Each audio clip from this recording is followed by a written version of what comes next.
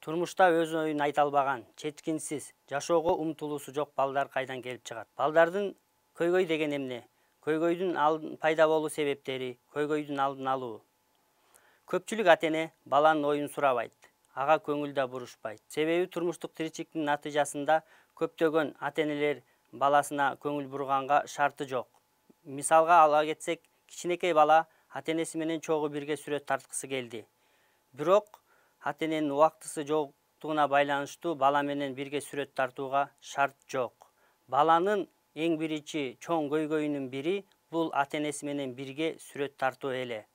Бала ата-энесинин жанына келип, ата, апа, сиз менен чогуу сүрөт тартайынбы деп суранды. Бирок атасынын, апасынын турмушка байланыштуу, шартка байланыштуу, мисалы жумуштан кечигип келди, убактысы жок, ошого байланыштуу баласына балам жабышпачы, өзүң эле тарта берчи деген сөздөрү балага катуу тиет.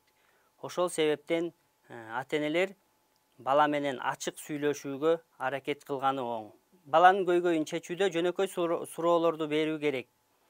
Болгон окуяны тактап, түшүнүп, андан кийин гана балага суроолорду бериш керек.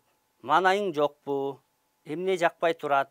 Сен өзүңө ишене албай турасыңбы деген суроолор балага колдоо көргөзөт.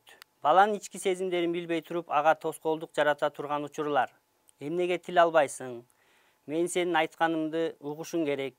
Менин колум бош эмес деген суроолор бала үчүн катуу тиет. Ошондой эле баланын оюн билүү жана колдоо көрсөтө турган суроолор.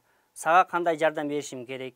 Мен сени дайыма колдойм. Мен сага ишенем деген сөздөр баланын көйгөйлөрүн чечүүгө чоң шарт түзөт.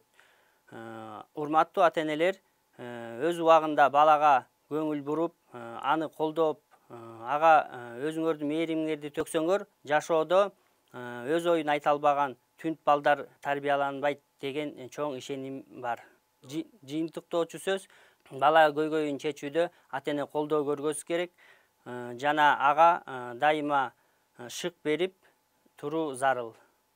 Көңүл бурганыңыздар үчүн чоң рахмат.